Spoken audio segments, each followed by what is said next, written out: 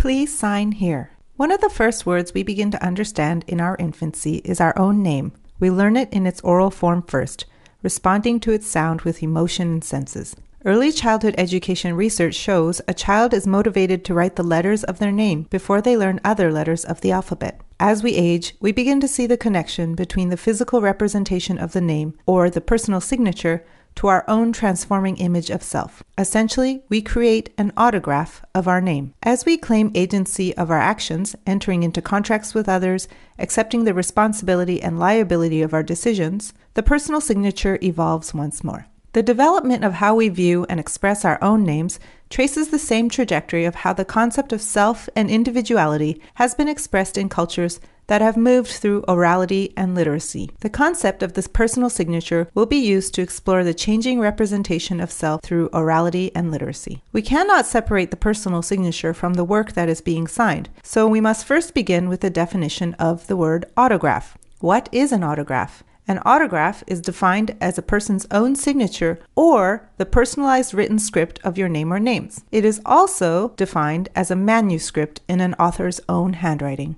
As we are working from a pre-computer era, we will examine autography, or works presented in an author's own handwriting, in combination with a personal signature, or the written script of the name of the person that created the work. The earliest extant evidence of such a combination occurs from 1300 BCE, where ancient Sumerians would create pictographic lexical lists. Anthropologist Jack Goody notes the list is a powerful representation of this sort of apical gathering of concrete physicality, abstract conceptuality, and the ideation of self. Goody comments that a list depends on physical placement, on location. It can be read in different directions, both sideways and downwards, up and down, as well as left and right. It has a clear-cut beginning and a precise end. That is, a boundary and edge, like a piece of cloth. Most importantly, it encourages the ordering of the items by number, by initial sound, by category, and the existence of boundaries, external and internal, brings greater visibility to categories, at the same time as making them more abstract. An example preserved in the Shoyan collection is a lexical list of 41 titles and professions, starting Nam Gis Sita, or Lord of the Mace, and signed by the scribe Gar Amma. The creation of the lists themselves point to the use of written language as the paradox of abstract thoughts in material and autographic form. The addition of the Sumerian scribal signature of Gar Amma permanently attaches the thinking and organization behind the listed items to the personhood of the scribe. Though Gar Amma has physically not been present in our world for thousands of years, the symbol of his self exists today. Other historical examples of the personal signature were also not necessarily based on a formalized or common alphabetic structure, and were normally reserved for those with access to a power structure in place. The Qin dynasty emperor Shi Huangdi of 221 to 207 BCE was the first to use a chop as an official personal signature. In 200 CE,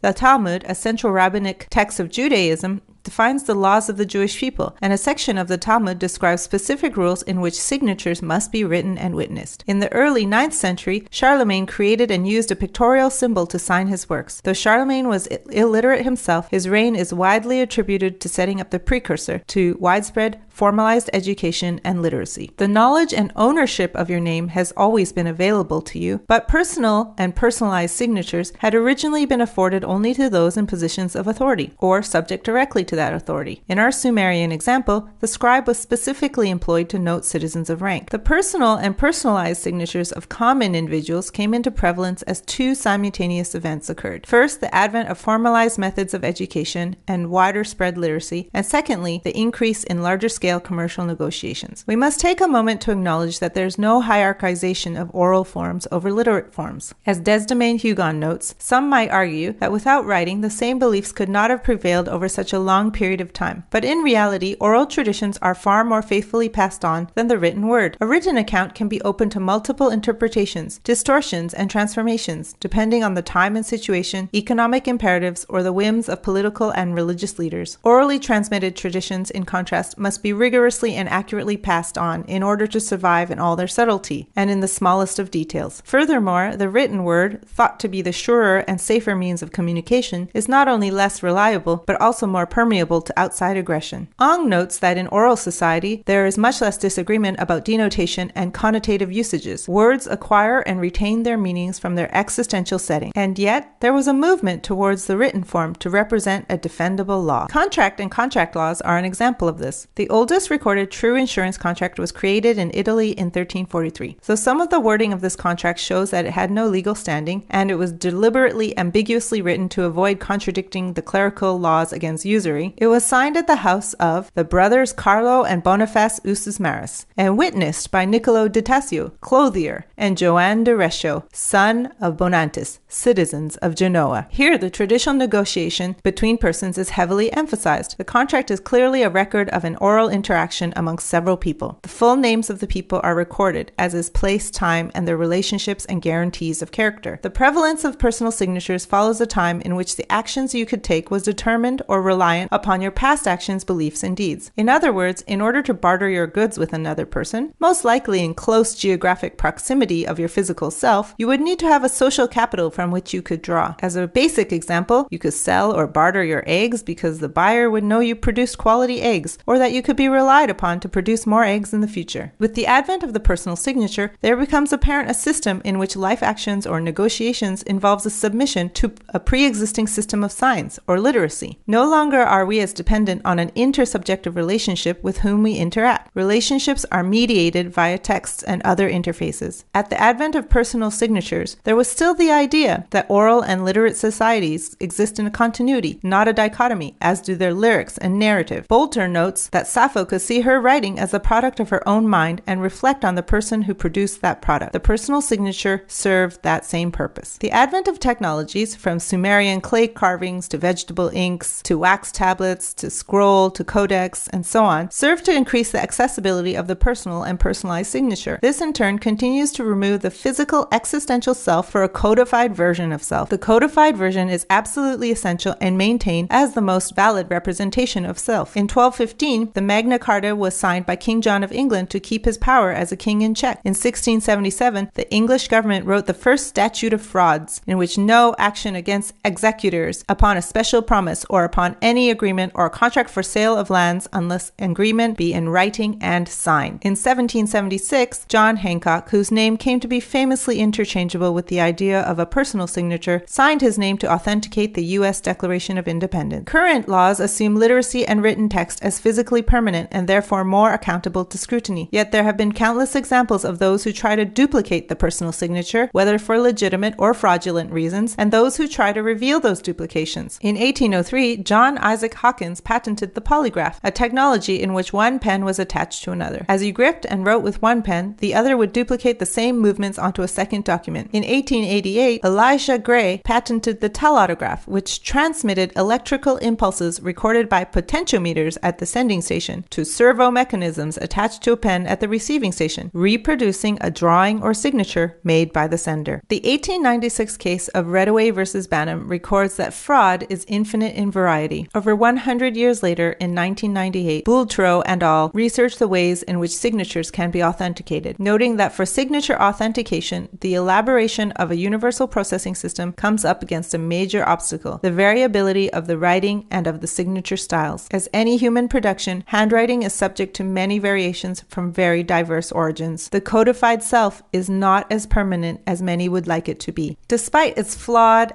and tenuous role as a codified self, it is still the most common way in which we give proof of self. Commercial and regulatory documents require our signature. Local points or loyalty program cards still boast the white window on its backside, requiring your signed self. But we are entering into another era of the signature, where we have moved away from the legitimacy of the personal signature as the codified self. Writer John Hargrave has signed credit card receipts with artistic expressions, stick figures, and other people's names, such as Mariah Carey, Beethoven, and Zeus, and none have been rejected. Chris Hawkins of Sign Now, a company that focuses on digital authentication, believes that technology adoption is easier when it follows people's existing mental models, which is why we try to improve, not reinvent, the signature. For example, our online notary product contains the traditional-looking signature as well as multi-factor identification and recorded video, so we can prove the transaction. With a renewed emphasis on personal interactions and existential placement of self into a negotiation, we are witnessing a renaissance in orality as the primary mode of authentication and ideation of self.